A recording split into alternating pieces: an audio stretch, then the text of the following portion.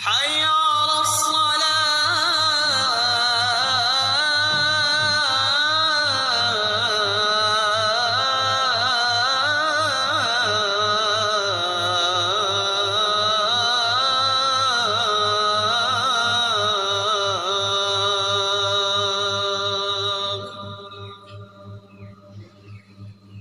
حي على الفلاح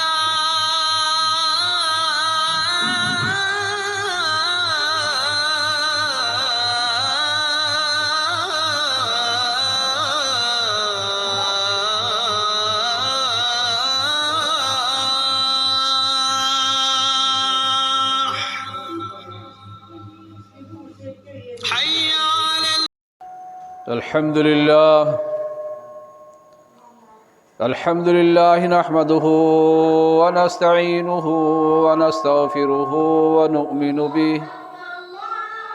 ونؤمن به ونتوكل عليه ونعوذ بالله من شرور أنفسنا ومن سيئات أعمالنا من يهده الله فلا مضل له ومن يضلله فلا هادي له وأشهد أن لا إله إلا الله وحده لا شريك له وأشهد أن محمدًا عبده ورسوله أما بعد فإن خير الحديث كتاب الله وخير الهدي هدي محمد صلى الله تعالى عليه وسلم وشر الأمور محدثاتها وكل محدثة بدعة وكل بدعة ضلالة وكل ضلالة في النار فأعوذ بالله السميع العليم من الشيطان الرجيم بسم الله الرحمن الرحيم إن الذين قالوا ربنا الله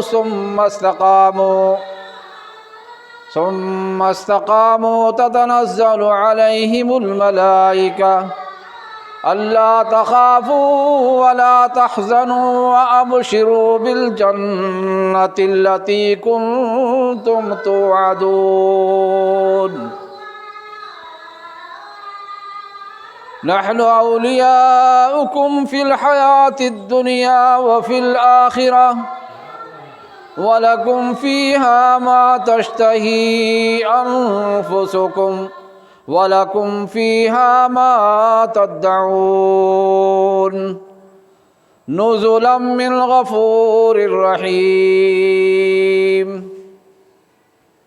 وقال الله تعالى في موضع آخر يا أيها الذين آمنوا اتقوا الله حق تقاته ولا تموتن إلا وأنتم مسلمون وقال الله تعالى في موضع آخر إن الذين قالوا ربنا الله ثم استقاموا فلا خوف عليهم ولا هم يحزنون صدق الله مولانا العظيم وصدق رسوله النبي الكريم ونحن على ذلك لمن الشاهدين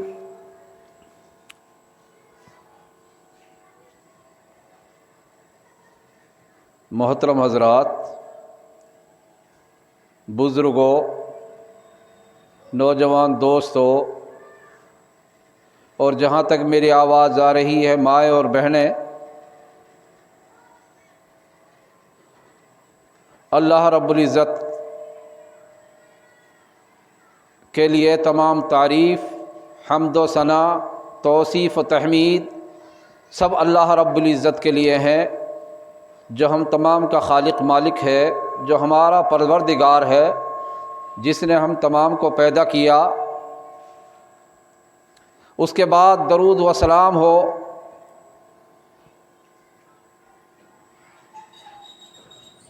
محمد الرسول اللہ صلی اللہ علیہ وسلم پر، آپ کے آل اور آپ کے اصحاب پر،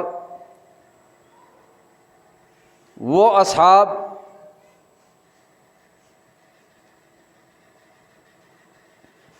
جنہوں نے اسلام کے لیے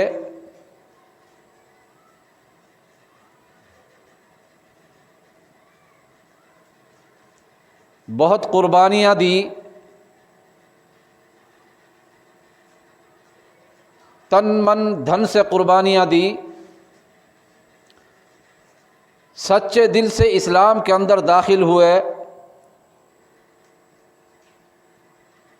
اور ان کے اوپر جو پریشانیاں لاحق ہوئی، جو معاملات درپیش ہوئے، جن مشکلات سے وہ گزرے، ان مشکلات میں حتی الامکان ثابت قدم رہ کے دکھلایا اور امت کے لیے ایک نمونہ چھوڑا۔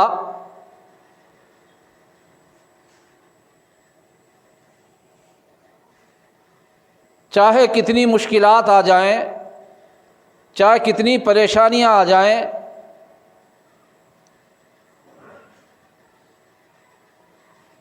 آخر کامیابی اسی کو ملتی ہے جو مستقل مزاجی سے استقلال پہ قائم رہتا ہے، اور اسی کے لیے بشارت دی جاتی ہے۔ چنانچہ اللہ رب العزت نے ارشاد فرمایا وَلَا تَهِنُوا وَلَا تَحْزَنُوا وَأَنْتُمُ الْأَعْلَوْنَ إِن كُنتُم مُّؤْمِنِينَ۔ رنج نہ کرو، غم نہ کرو، ہمت نہ ہارو، بشرطے کہ ایمان والے ہوئے۔ ایمان پہلی شرط ہے، اور ایمان والوں کو آزمایا بھی گیا، ان کے امتحانات بھی ہوئے،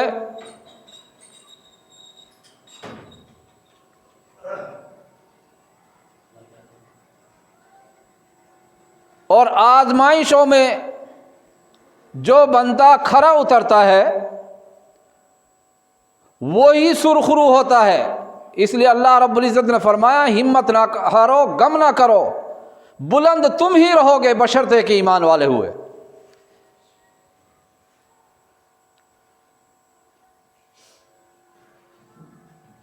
اسلام کے اندر قربانیاں صرف مردوں نے نہیں بلکہ عورتوں نے بھی بہت قربانیاں دیں۔ عورتوں کی ایک لمبی فہرست ہے جنہوں نے اسلام کے اندر قربانیاں دی ہیں۔ اس سے پہلے جو پہلے انبیاء ان کی عورتوں نے قربانیاں دی ہیں۔ چنانچہ قرآن میں بہت سے مقامات پر ان کا تفصیل سے تذکرہ کیا گیا ہے۔ چنانچہ ایک دفعہ اللہ کے نبی محمد رسول اللہ صلی اللہ علیہ وسلم کو ایک دفعہ ایک راستے سے گزر ہوا، حضرت صہیب رومی رضی اللہ تعالیٰ عنہ نے اپنی مشکلات بیان کی، تو اللہ کے نبی محمد رسول اللہ صلی اللہ علیہ وسلم نے فرمایا صبر کرو،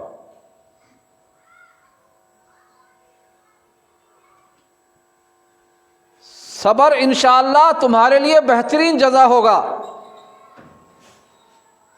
اس صبر کا نتیجہ یہ ہے کہ حضرت صہیب رومی رضی اللہ تعالیٰ عنہ کو کوئلوں پر لٹا دیا جاتا تھا۔ ایک دفعہ کوئلوں پر لٹایا گیا اور ایک ظالم اوپر سے پیر رکھ لیتا تھا، حتیٰ کہ ان کے خون اور پسینے سے وہ آگ ٹھنڈی ہوتی تھی۔ ایک مدت کے بعد میں حضرت عمر فاروق رضی اللہ تعالیٰ عنہ نے پوچھا کہ صہیب کیا حال ہے؟ تو صہیب رضی اللہ تعالیٰ عنہ نے اپنی کمر پیچھے سے کپڑا اٹھایا، پیچھے سے کمر دیکھی تو حضرت عمر فاروق رضی اللہ تعالیٰ عنہ فرمانے لگے ایسی کمر کسی کی نہیں دیکھی گئی، یعنی سونا پگھل کر کندن بن گیا۔ ان مشکلات سے دوچار ہوئے اور پھر بھی کلمہ طیبہ ان کی زبان سے نکلتا تھا۔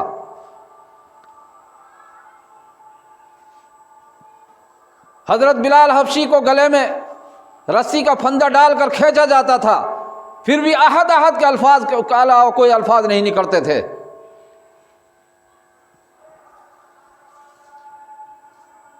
کیا ان کو اسلام کا جنون تھا جو ایک بار کلمہ طیبہ کا دائرے کے اندر آ جاتا تھا، کلمہ شہادت ان کا شعار بن جاتا تھا۔ دل اور زبان سے صرف کلمے کے علاوہ دوسری بات ان کی نظر میں نہیں آتی تھی، اور ہر کسوٹی میں وہ پورے اترے۔ انہوں نے مثال بھی اس کی دی ہے، اور امت کے لیے ایسی مثال چھوڑ کے گئے، آنے والی تاریخ میں ایسی مثالیں نایاب ملتی ہیں۔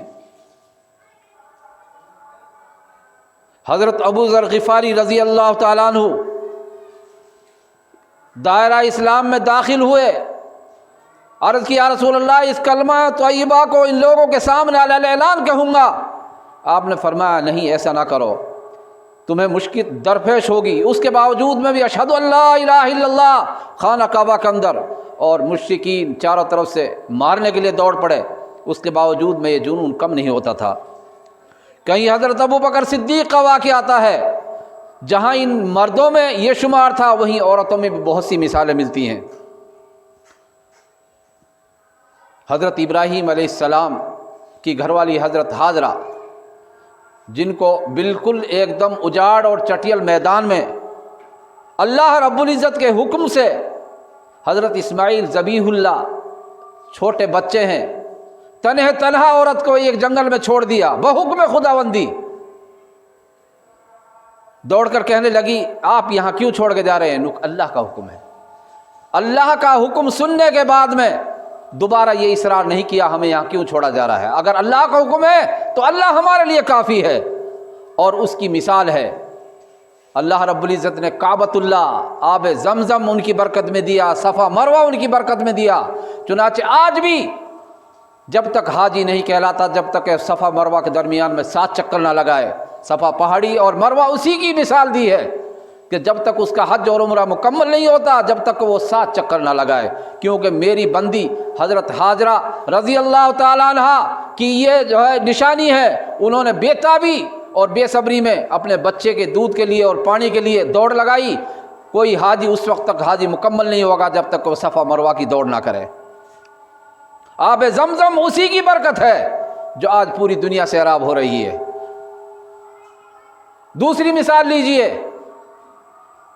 فرعون کی گھر والی، تیسری مثال لیجئے حضرت موسیٰ علیہ السلام کی والدہ، جس وقت بنی اسرائیل پر ظلم و ستم کے پہاڑ ڈھائے جا رہے تھے، اور قرآن پوری تفصیل سے بھرا ہوا ہے، اور اس وقت یذبی ابناءہم ویستحیی نساءہم انہ کان من المفسدین، فرعون نے اعلان کر دیا ان کے لڑکوں کو قتل کر دیا جائے، عورتوں کو زندہ رکھا جائے۔ یہ حکومت کا اعلان، جو بچہ پیدا ہو اس کو پیدا ہوتے ہی قتل کر دیا جائے۔ جب حضرت موسیٰ علیہ السلام پیدا ہوئے، ماں کو لاحق ہوا کیا کیا جائے، اللہ رب العزت نے الہام کیا وَلَا تَخَافِي وَلَا تَحْزَنِي إِنَّا رَادُّوهُ إِلَيْكِ وَجَاعِلُوهُ مِنَ الْمُرْسَلِينَ۔ تمہارے لیے 2 باتیں ہیں، تمہیں رنج بھی نہیں کرنا ہے، اس کے لیے ایک بکسا تیار کرنا ہے، جب تمہیں ڈر لاحق ہو تو اس کو سمندر میں ڈال دینا، ایک بات۔ دوسری بات، اس کے لیے غم نہیں کرنا ہے، ہم اس کو تمہاری طرف لوٹائیں گے، اور دوسری بات یہ ہے اس کو ہم پیغمبروں میں بھی ہوں، وَجَاعِلُوهُ مِنَ الْمُرْسَلِينَ، ہم اس کو پیغمبر بھی بنائیں گے۔ یعنی 2 چیزیں ان کے لیے پہلے الہام کی اللہ رب العزت نے کہ ہم اس کو تیری طرف لوٹائیں گے، اِنَّا رَادُّوهُ إِلَيْكِ وَجَاعِلُوهُ مِنَ الْمُرْسَلِينَ، اور اس کے بعد میں ہم اس کو پیغمبروں میں شامل کریں گے، یہ پیغمبر ہوں گے۔ اس وقت جس وقت بچوں کا اعلان ہو چکا ہے حکومت میں کہ اس کو کوئی بھی بچہ زندہ نہ رہے، چنانچہ ان کو خطرہ ہوا، انہوں نے لکڑی کے ایک باکس بنایا، اس کو اس میں ڈال دیا، اور اللہ رب العزت نے، آپ یہ اندازہ لگاؤ اس کا دل کتنا ہوگا، جو ماں اس کو معلوم ہے کہ اس کو سمندر کے اندر ڈال رہی ہوں، لیکن اللہ نے الہام دیا کہ تیری طرف لوٹاؤں گا اور اس کو پیغمبر بھی بناؤں گا، اور اس کی مثال قرآن کریم آج بھی موجود ہے۔ تیسری مثال لیجئے حضرت خدیجۃ الکبریٰ رضی اللہ تعالیٰ عنہ۔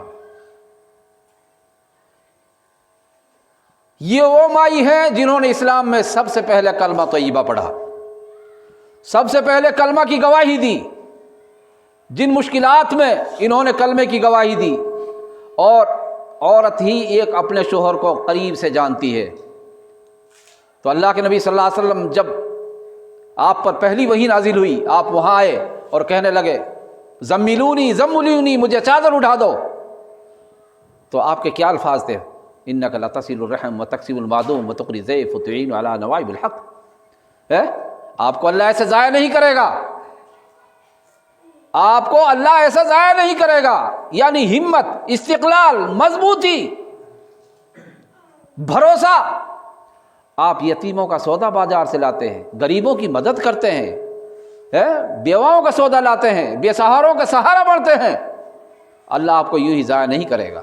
یعنی استقلال اور ہمت کی وہ بات اس ٹائم میں، جس ٹائم میں اللہ کے نبی صلی اللہ علیہ وسلم فرما رہے ہیں مجھے جو ہے لقد خشیت علی نفسی، مجھے اپنے آپ پر ڈر لگ رہا ہے۔ تیسری مثال، اللہ کے نبی محمد رسول اللہ صلی اللہ علیہ وسلم کی صحابیہ حضرت سمیہ رضی اللہ تعالی عنہا،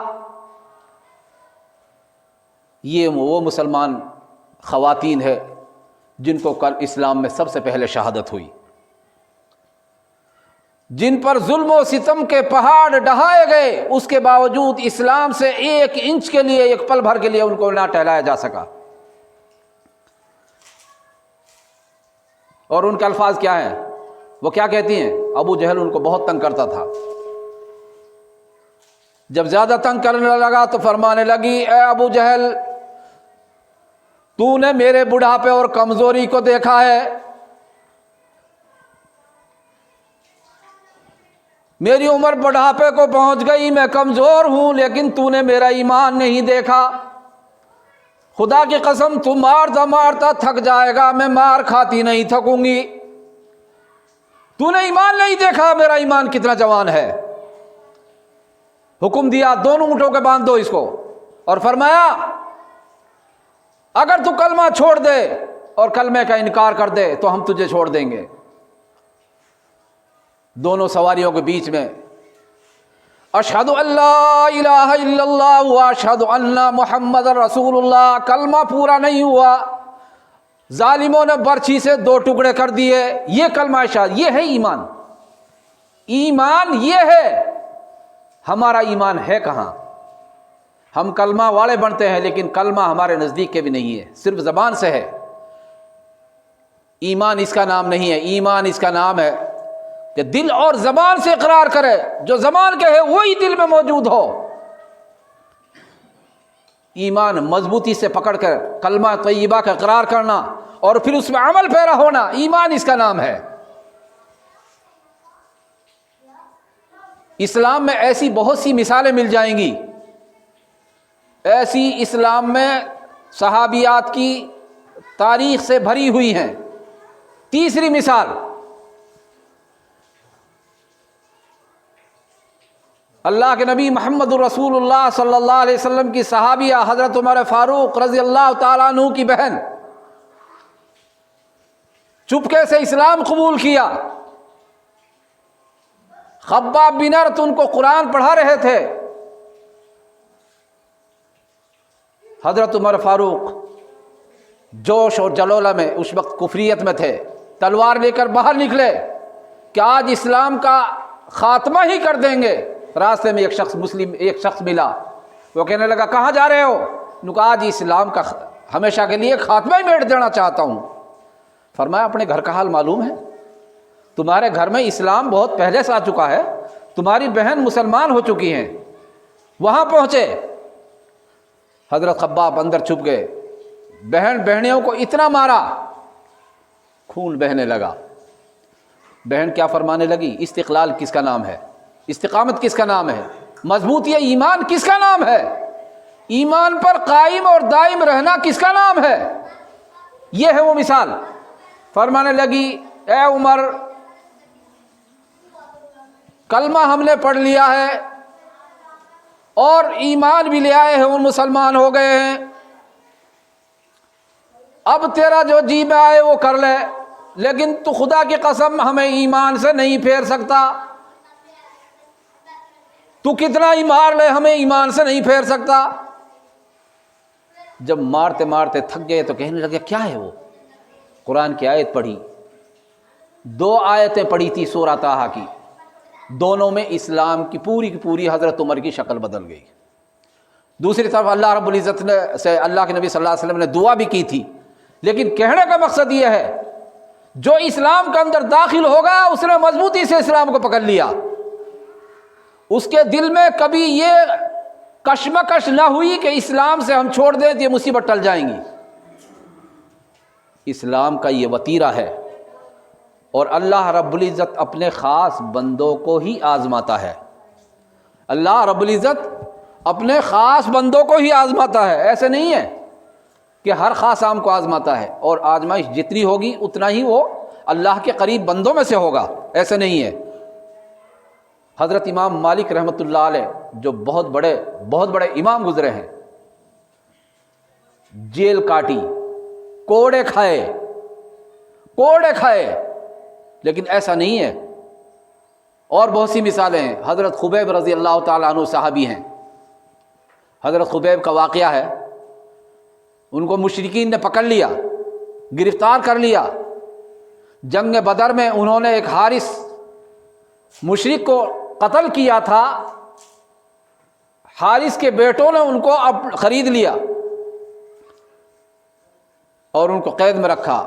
لیکن مشرکین کا پہلے بھی ایک وتیرہ تھا، جو ایام حرم تھے، یعنی مہینے جو حرمت کے واڑے 3-4 مہینے جو تھے، ان کے اندر وہ بھی قتل نہیں کرتے تھے، وہ بھی اس چیز کا احترام کرتے تھے۔ اور آج کا مسلمان رمضان کے مہینے کا بھی احترام نہیں کرتا، نمازی کا احترام نہیں کرتا، رمضان کے مہینے کا احترام نہیں کرتا۔ روزے دار بیٹھا ہوا اس کے سامنے وہ گڑیں کھانا شروع کر دے گا، اس کا احترام بھی نہیں ہے۔ ایمان کہاں رہا ہے؟ مشرکین بھی احترام کرتے ہیں۔ رمضان کا روزہ کسی کو معلوم چل گیا مسلمان روزے سے ہے، وہ اس کے سامنے کھائے پیے گا نہیں۔ کیوں؟ روزہ ہے، وہ اپنی سگریٹ پھینک دے گا۔ آج مشرکین میں بھی اس چیز کا احترام ہے، لیکن امت مسلمہ اس سے بھی پیچھے چلی جا چکی ہے، اس کے اندر اتنے فساد اور بگاڑ آ چکے ہیں۔ سنیے حضرت خباب بن ارت رضی اللہ تعالیٰ عنہ صحابی، کئی دن تک ان کو قید میں رکھا گیا۔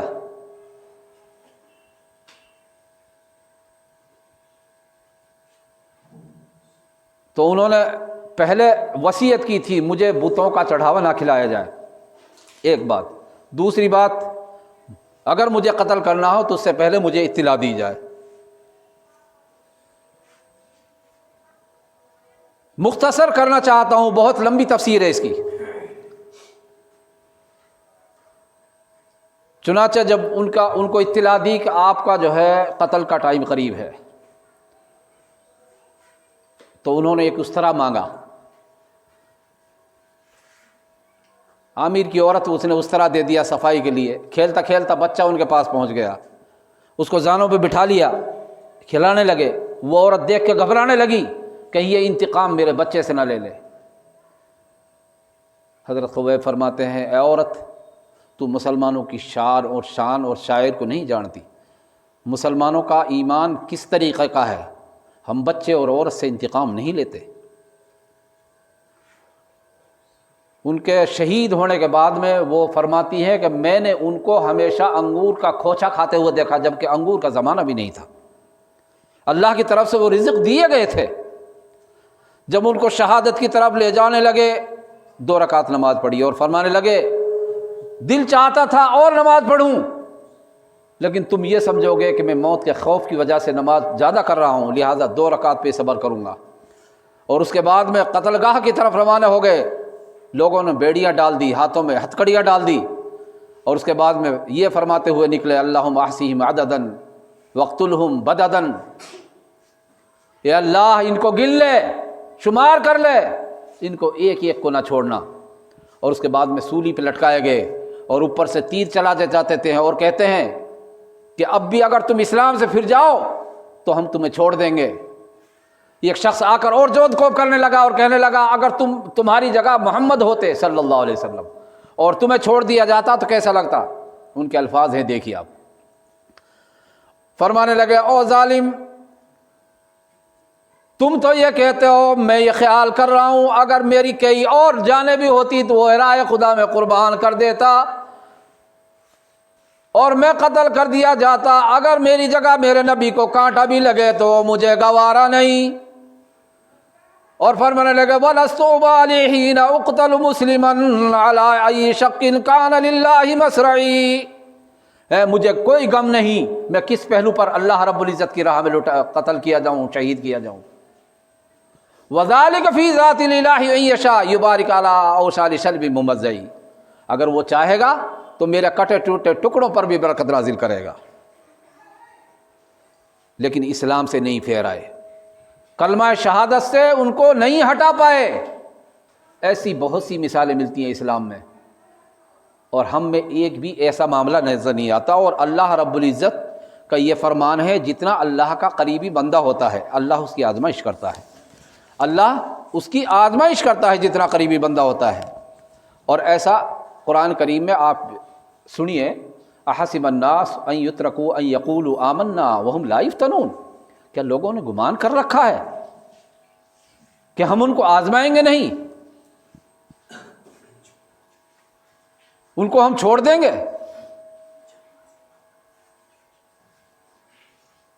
جیسا ایمان ہوگا ویسی ہی اس کی آزمائش ہوگی، جیسا ایمان ہوگا ویسی ہی اس کی آزمائش ہوگی۔ احسب الناس ان یترکوا ان یقولوا آمنا، لوگوں نے گمان کر رکھا ہے ان کو چھوڑ دیا جائے گا اور وہ یہ کہتے ہیں کہ ہم ایمان لائے، اور ان سے بات پرس نہیں ہوگی، بلکہ آگے فرما ہم نے پہلے بھی اور قوموں کو بھی آزمایا اور تمہیں بھی آزمائیں گے، اور جو ہماری آزمائش میں کسوٹی میں پورا اترے گا وہی کامیاب اور بامراد ہے، اور جو اس میں فیل ہو گیا وہ ناکام اور نامراد ہے۔ تو اس لیے فرمایا جو جتنا اللہ کا قریبی بندہ ہوتا ہے وہ اتنی ہی اس کی آزمائش ہوتی ہے۔ لوگ یہ دیکھتے ہیں کہ یار یہ تو اللہ والا ہے، اس پر کیسے آزمائش آ رہی ہے، یہ اس کو کیوں پکڑ رہا ہے، اس پہ کیوں عذاب آ رہا ہے۔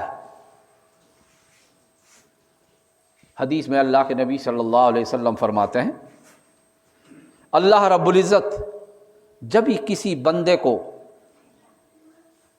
یہ چاہتا ہے کہ میں اس کو قریب کروں یا دور کروں تو اس کی آزمائش کرتا ہے۔ جب کسی بندے سے یہ ارادہ کرتا ہے اذا اراد اللہ بخیر، جب کسی بندے سے یہ ارادہ کرتا ہے اس کی نیکی کا تو اس سے وہ آزمائش کرتا ہے، اس کے گناہ اس کی ساری آزمائش کرتا ہے، اس کے لیے مصیبت بھی دیتا ہے، پریشانی بھی دیتا ہے، آزمائش بھی دیتا ہے، بھوک بھی دیتا ہے، تنگی بھی دیتا ہے۔ اور جب وہ پورا سر اترتا ہے اس میں، وہ مصیبتوں میں آزمائشوں میں پورا اترتا ہے، تو ہم اس کے لیے آخرت میں نیکیاں برقرار رکھ دیتے ہیں، اس کے عذاب آخرت کے ہم ختم کر دیتے ہیں، آخرت میں اس کے لیے نیکیاں اور کامیابیاں مکمل طور سے کر دیتے ہیں۔ آخرت کا جو بھی آزمائش، عذاب، مصیبت، پریشانی، قیامت کا ہلاک سب اس سے ہٹا لیتے ہیں، اس کو دنیا میں ہی آزماتے ہیں اور آخرت میں اس کے لیے لائن ہم کلیئر کر دیتے ہیں۔ وَإِذَا أَرَادَ اللَّهُ بِخَيْرٍ، اور جب کسی بندے سے ہم شر کا ارادہ کرتے ہیں تو ہم اس کے لیے دنیا میں چھوٹ دیتے ہیں، اس کے لیے مال بھی دیتے ہیں، شہرت بھی دیتے ہیں، سارا کچھ اس کے لیے کھلا چھوڑ دیتے ہیں، بیماری بھی اس کو نہیں دیتے، اور وہ یہ گمان کرتا ہے کہ میرے لیے بہت کچھ چھوٹ ملی ہے۔ اس کی مثال ایسی لیجئے، میں ایک مثال دے رہا ہوں، ایک آدمی ہے اور اس کے لیے قتل کا حکم دے دیا گیا، اس کے لیے قتل کا حکم دے دیا گیا، اور وہ جلاد کے دروازے پہ پہنچ گیا۔ اب سامنے پھانسی کا پھندا ہے اور جلاد اس میں دو چار ڈنڈے مارنے کے بعد میں اس سے کہتا ہے جب بھاگ جا ہے، تو ان ڈنڈوں کو کیا سمجھے گا؟ وہ ان کو یہ سمجھے گا اس نے مجھے ڈنڈا کیوں مارا، وہ ان کو بھلا ہی سمجھے گا، اس کے وہ ڈنڈے پھول جیسے لگیں گے، کیونکہ پھانسی کے پھندے سے وہ بچ گیا ہے، اس کو معلوم ہے اس سے یہ سزا ہلکی ہے، وہ زیادہ بھاری ہے۔ مثال کے طور پر ایک آدمی، اس کو قتل کا حکم ہے اور اس کا حکم دیا نہیں اس کو قتل نہیں کرو، اس کا ایک ہاتھ کاٹ دو یا اس کا ایک پیر کاٹ دو، تو وہ پیر کاٹ لے گا، یہ نہیں سمجھے گا مصیبت ہے، وہ دیکھے گا ہاتھ کٹ گیا کوئی بات نہیں، جان باقی بچی، جان باقی بچی، کیوں؟ ادھر جان باقی بچنے کا حساب ہی نہیں ہے۔ تو آخرت کی بھی یہی مثال ہے، اللہ رب العزت جب کسی بندے کو آزماتا ہے تو اس کے لیے دنیا میں تھوڑی پریشانی بھی دیتا ہے، بیماری بھی دیتا ہے، اور تھوڑی مصیبتیں بھی دیتا ہے، آزمائش بھی دیتا ہے، تنگی بھی دیتا ہے، بھوک کی بھی تنگی دیتا ہے، مال کی بھی تنگی دیتا ہے، بیماری کی بھی تنگی دیتا ہے، جس کا قرآن فرمایا والباسا والضراء یعنی اس کو بھوک بھی دیتے ہیں، پیاس بھی دیتے ہیں، لیکن یقیناً میں وہی مومن ہے۔ تو اس لیے جو استقلال استقامت پر قائم رہا، آخرت اسی کی منزل ہے، اور جو اس میں ناکام اور نامراد رہا، آخرت اس کے لیے مصیبت اور وبال جان ہے۔ اس لیے اللہ رب العزت نے فرمایا ان الذین قالوا ربنا اللہ ثم استقاموا تتنزل علیہم الملائکہ، بے شک وہ لوگ جنہوں نے یہ کہا کہ ہمارا رب اللہ ہے اور اس پر قائم دائم رہے، ان کو پر فرشتے نازل ہوتے ہیں اور ان کے لیے مبارک کی دعا دیتے ہیں کہ ہم تمہارے آخرت دنیا میں بھی ساتھی ہیں اور آخرت میں بھی تمہارے ساتھی رہیں گے، آخرت میں بھی تمہارے ساتھی رہیں گے اور دنیا میں بھی ساتھی ہیں۔ اور پھر اور آگے فرمایا تمہارے لیے آخرت میں نہ رنج ہوگا نہ غم ہوگا، اور اللہ رب العزت کے ہاں تمہاری مہمانی کی جائے گی۔ اس لیے دوسرے مقام فرمایا آمنوا اتقوا اللہ حق تقاتہ ولا تموتن الا وانتم مسلمون، اے لوگو جو ایمان لائے ہو، تمہیں موت نہیں آئے اس حال میں کہ تم کلمہ گو ہو کر مرو، یعنی مسلمان ہو کر مرو، یعنی پکے سچے مسلمان ہو کر۔ آمنوا ادخلوا فی السلم کافہ، ایک جگہ فرمایا اے لوگو ایمان کے اندر، اسلام کے اندر پورے کے پورے داخل ہو جاؤ۔ ایک شخص آیا اور آ کر کہنے لگا اللہ کے نبی اسلام کیا ہے، مجھے اس کے بارے میں بتائیے۔ آپ نے فرمایا قل آمنت باللہ ثم استقیم، اللہ پر ایمان لا اور پھر قائم دائم رہے، یہی ایمان ہے۔ اس نے کہا واللہ لا ازید ولا انقص ولا ھذا، خدا قسم میں اس سے کم نہ کروں گا اور نہ اس سے زیادہ کروں گا۔ آپ نے فرمایا افلح الرجل ان صدقہ، اگر اس آدمی یہ سچ کہتا ہے تو یہ جنتی ہے۔ تو وہ عمل کریں جس سے ہماری کامیابی آخرت کی بھی ہو اور دنیا کی بھی کامیابی ہو۔ اللہ رب العزت نے ایک عمل کرنے کی توفیق نصیب فرمائے، صحیح معنی عمل کرنے کی توفیق نصیب فرمائے، آخرتی فکر نصیب فرمائے۔ وما علینا البلاغ وآخر دعوانا ان الحمد للہ رب العالمین۔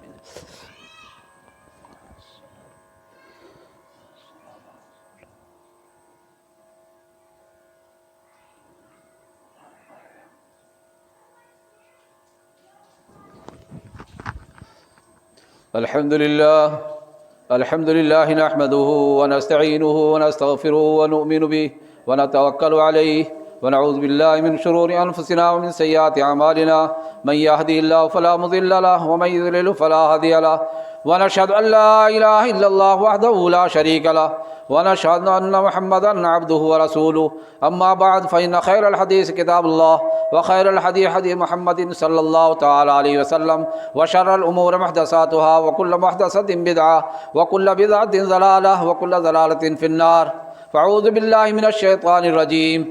ان الله وملائكته يصلون على النبي يا ايها الذين امنوا صلوا عليه وسلموا تسليما، اللهم صل على محمد وعلى آل محمد كما صليت على إبراهيم وعلى آل إبراهيم إنك حميد مجيد، اللهم بارك على محمد وعلى آل محمد كما باركت على إبراهيم وعلى آل إبراهيم إنك حميد مجيد۔ عباد الله رحمكم الله ان الله يأمر بالعدل والإحسان وإيتاء ذي القربى وينهى عن الفحشاء والمنكر والبغي يعظكم لعلكم تذكرون، ولذكر الله أكبر والله يعلم ما تصنعون۔